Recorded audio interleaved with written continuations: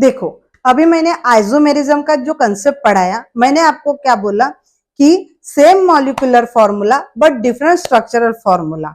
ठीक है, तो अभी ये स्ट्रक्चरल फॉर्मूला क्या होता है, उनके स्ट्रक्चर कैसे होते हैं वो बताना बहुत जरूरी है। ठीक है, देखो स्ट्रक्चर के 3 टाइप है। अब बराबर उसको कंटिन्यू करो।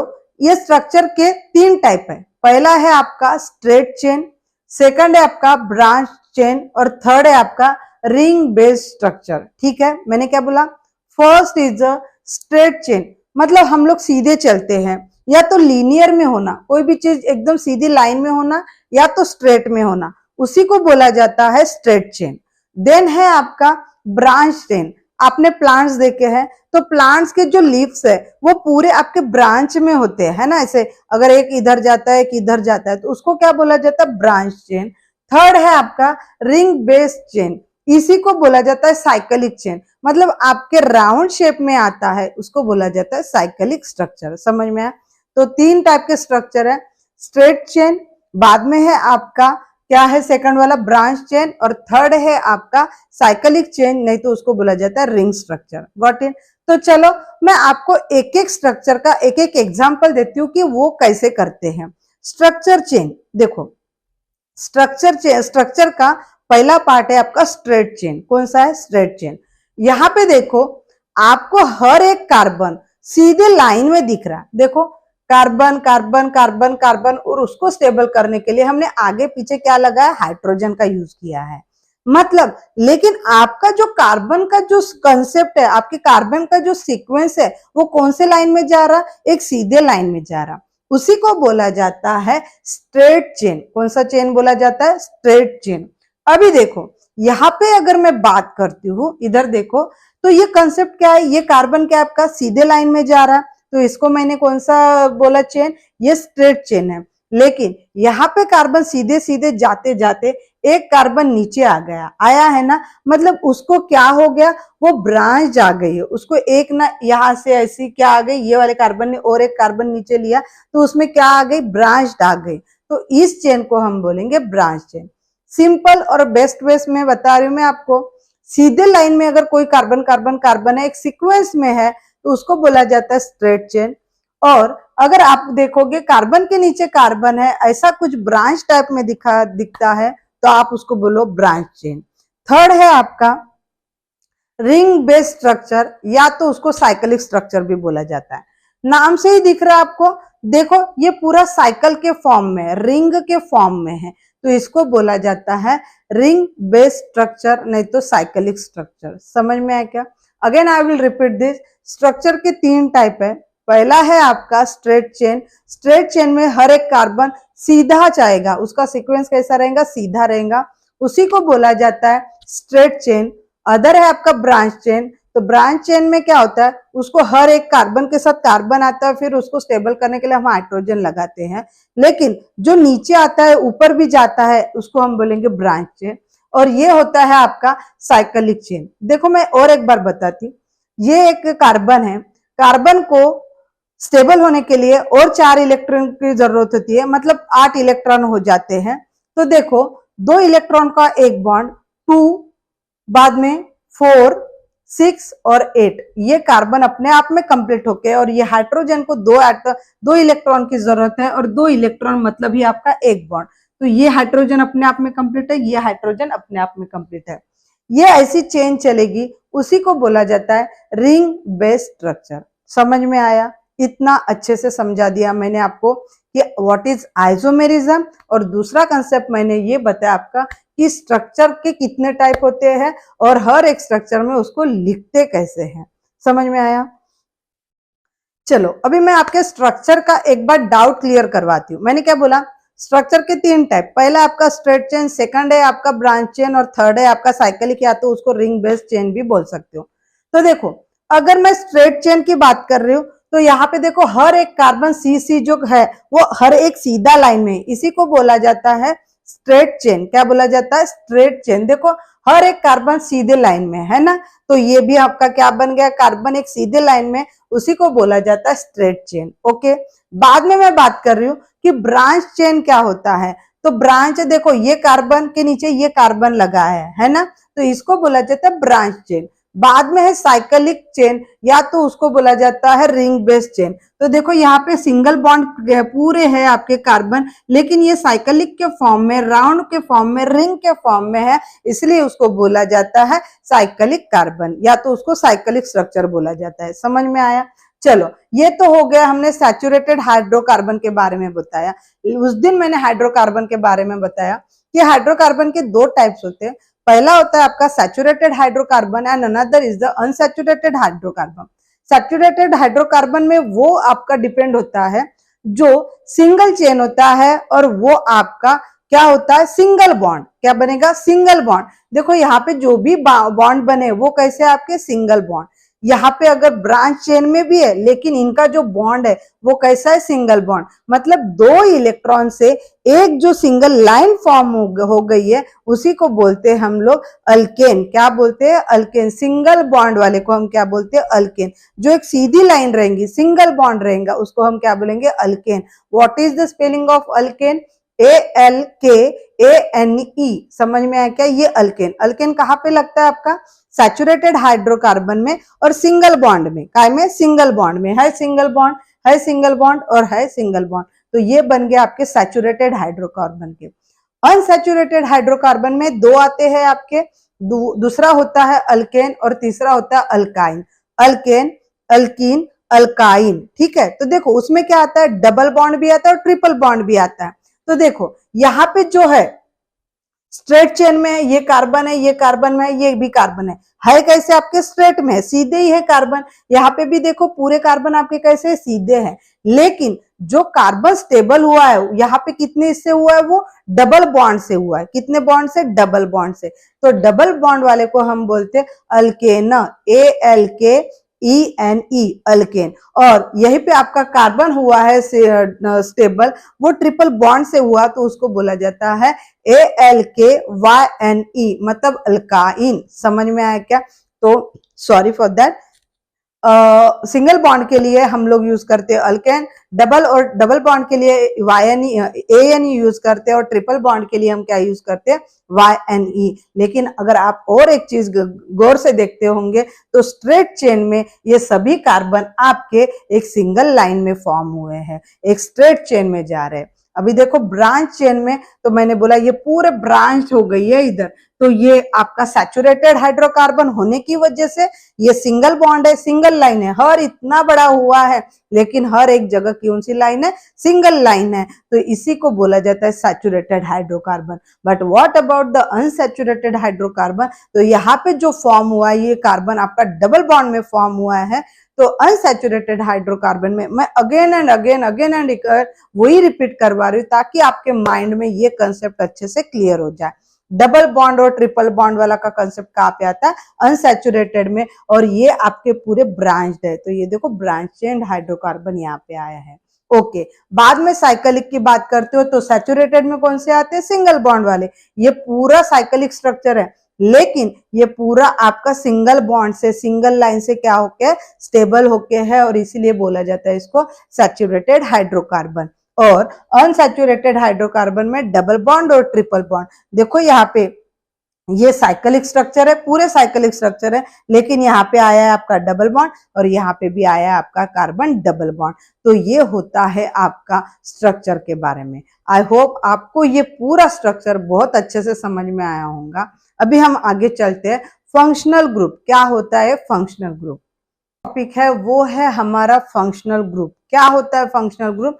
चलो स्टार्ट करते हैं। देखो मैंने अभी तक पढ़ाया तो आपने एक ही चीज देखी कि ये ऐसा स्ट्रक्चर में मैं जो भी बता रही थी, तो कार्बन को हमने किसके साथ अटैच किया? हाइड्रोजन के साथ। अभी आपने जितने भी देखे उसमें मैंने कार्बन के साथ क्या अटैच किया? Hydrogen, hydrogen, hydrogen, hydrogen, hydrogen. Carbon को स्टेबल करने के लिए मैंने किस चीज का यूज किया? हाइड्रोजन। यहाँ पे भी हाइड्रोजन, यहाँ पे भी हाइड्रोजन, यहाँ पे भी हाइड्रोजन, यहाँ पे भी हाइड्रोजन। आपके माइंड में क्वेश्चन आने को ना, टीचर हम कार्बन को स्टेबल करने के लिए 118 एलिमेंट में से सिर्फ हाइड्रोजन को ही क्यों ले रहे हैं, हम बाकी अदर एलिमेंट्स को क्यों नहीं ले रहे। मैं क्या बोलती हूँ, जब भी मैं कोई कंसेप्ट पूछना बताती हूँ ना, या तो आप स्कूल में अगर पढ़ते होंगे ना, तो एक बार ना टीचर को कोई भी क्वेश्चन पूछा करो, मतलब टीचर को भी लगता है कि कोई मेरे को क्रॉस चेक कर रहा है, मतलब मैं जो बता रही हूँ उसका कंसेप्ट उनको समझ में आ रहा है या नहीं आ रहा है। तो मैं क्या बोल रही हूँ, ये पूरे मैंने कार्बन को स्टेबल करने के लिए हर जगह मैंने हाइड्रोजन हाइड्रोजन हाइड्रोजन का यूज किया है। क्यों, आपके मन में ये डाउट कंफर्म आना चाहिए कि टीचर कार्बन को स्टेबल करने के लिए क्यों हाइड्रोजन का यूज कर रहे हैं हम लोग, बाकी अदर एलिमेंट्स का क्यों नहीं यूज कर रहे हैं। तो चलो आज हम वही केस को डिस्कस करते हैं। हम आज हाइड्रोजन की जगह हम दूसरे एलिमेंट को क्या करेंगे, दूसरे एलिमेंट को कार्बन के साथ जोड़ेंगे। इसी कंसेप्ट को बोला जाता है हेट्रो एटम। हेट्रो एटम मतलब डिफरेंट, मतलब हाइड्रोजन की जगह हम दूसरे एलिमेंट को बैठाएंगे, दूसरे एलिमेंट का यूज करेंगे, उसी कंसेप्ट को बोला जाता है हेट्रो एटम। मैं एक एक वर्डिंग टू वर्डिंग बता रही हूँ। You have to give the example whenever you have to asking in your exam की what is functional group. First of all you have to give the exam. क्या लिखना है कि कार्बन कार्बन कार्बन, कार्बन को stable करने के लिए मैंने किस चीज का यूज किया, हाइड्रोजन का यूज किया है। बट मैं क्या अभी चाहती हूँ कि मुझे हाइड्रोजन नहीं लगाना है, एक ही चीज मैं रोज रोज नहीं खाऊंगी, मेरे को तो दूसरा कुछ तो भी चाहिए। तो मैं क्या करूंगी कि कार्बन क्या करेगा, अभी अपने आप को स्टेबल करने के लिए हाइड्रोजन की जगह दूसरे एलिमेंट का यूज करेंगे, उसी को बोला जाता है हेट्रो एटम। क्या बोला जाता है, हेट्रो एटम। तो देखो द ओनली डेफिनेशन देख लो, the only different atom which replace, किसकी जगह हम उसको रिप्लेस कर रहे हैं, हाइड्रोजन की जगह रिप्लेस करके इन द कार्बन कंपाउंड। हम क्या कर रहे हैं, कार्बन कंपाउंड को स्टेबल करने के लिए, कार्बन कंपाउंड को स्टेबल करने के लिए हाइड्रोजन की जगह हम दूसरे एलिमेंट को रिप्लेस करके वहां पे रखेंगे, वही कंसेप्ट को बोला जाता है हेट्रो एटम। और यही इसी कंसेप्ट को दूसरे नाम से जाना जाता है functional group. Got it, what is functional group. मैं क्या बोल रही हूँ, अभी तक मैंने जितना पढ़ाया उसमें मैंने कार्बन को स्टेबल होने के लिए हाइड्रोजन का यूज किया। मैंने क्या किया, हाइड्रोजन का यूज किया। देखो कार्बन का आउटर मोस्ट शेल कितना होता है, 8 से भरने को ना, 2 4 6 8, मतलब ये कार्बन अपने आप में स्टेबल है। और हाइड्रोजन को स्टेबल होने के लिए कितने की जरूरत है, 2 हाइड्रोजन की, 2 इलेक्ट्रॉन्स की जरूरत है। ये हाइड्रोजन, ये हाइड्रोजन और ये हाइड्रोजन, सभी हाइड्रोजन 2 इलेक्ट्रॉन से क्या है, अपना स्टेबल होके है। तो देखो ये वाले हाइड्रोजन की जगह या और कोई हाइड्रोजन की जगह मैं दूसरे एलिमेंट का यूज करती हूँ, उसी को बोला जाता है हेट्रो एटम, नहीं तो उसी को बोला जाता है फंक्शनल ग्रुप। तो ठीक है टीचर, ये तो बात समझ में आई हमको कि क्या होता है फंक्शनल ग्रुप और क्या होता है हेट्रो एटम।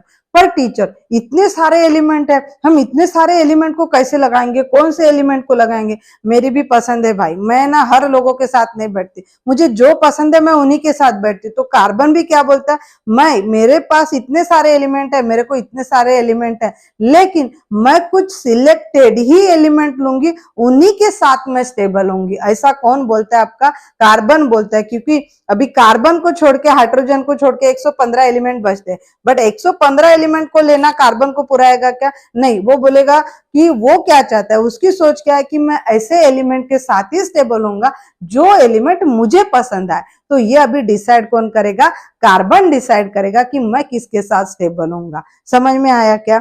तो ये कंसेप्ट होता है आपका फंक्शनल ग्रुप का। तो सॉरी, यहाँ पे प्रिंटिंग मिस्टेक हुई है, यहाँ पे हेट्रो एटम चाहिए, यहाँ पे हाइड्रोकार्बन लिखा है, हेट्रो एटम लिखो, थोड़ा सा ना एडजस्ट किया करो। देखो तो ये होता है हेट्रो एटम। हेट्रो एटम के 3 टाइप। देखो मैंने क्या बोला, कार्बन की जगह हम दूसरे एलिमेंट को, कार्बन को स्टेबल होने के लिए हम दूसरे एलिमेंट, जैसे कार्बन के बाजू में हमने अभी तक किसका यूज किया, हाइड्रोजन का यूज किया। तो हाइड्रोजन की जगह मैं दूसरे एलिमेंट का यूज करने के लिए, मैं कार्बन को स्टेबल करने के लिए मैं दूसरे एलिमेंट का यूज करूंगी। तो वो एलिमेंट कौन से होंगे, कार्बन ने कौन से एलिमेंट देखे कि उसी के साथ वो स्टेबल होना चाहता है, तो उसके 3 टाइप है। तो उसको बोला जाता है हेट्रो एटम के 3 टाइप। कौन से, एक है हैलोजन फैमिली, दूसरी है ऑक्सीजन के ग्रुप के, और थर्ड है आपके नाइट्रोजन के ग्रुप के। मतलब कार्बन क्या बोल रहा है, मैं तीन फैमिली के लोगों को लूंगा जो मैं उनके साथ स्टेबल होऊंगा। मतलब हाइड्रोजन तो ये मेरा पक्का यार है, मेरा जिगरी है, लेकिन अभी हाइड्रोजन को छोड़ना ही पड़ रहा है, तो मैं ये तीन फैमिली के लोगों को लेके मैं क्या होऊंगा, स्टेबल होऊंगा। तो इसी को बोलते हैं फंक्शनल ग्रुप। बट ये फंक्शनल ग्रुप में या तो आपके हेटेरो एटम के तीन टाइप में, पहला है आपका हैलोजन फैमिली। कार्बन क्या बोलेगा, हैलोजन फैमिली से दे दो मुझे, नहीं तो ऑक्सीजन फैमिली से दे दो, नहीं तो नाइट्रोजन फैमिली से दे दो। अभी आपको ध्यान में रखना है कि कार्बन किन लोगों के साथ या तो किन इलेक्ट्रॉन के साथ स्टेबल होना पसंद करता है, हैलोजन फैमिली के साथ, ऑक्सीजन फैमिली के साथ, और last but not the list वो है आपका नाइट्रोजन फैमिली के साथ। ओके, तो बट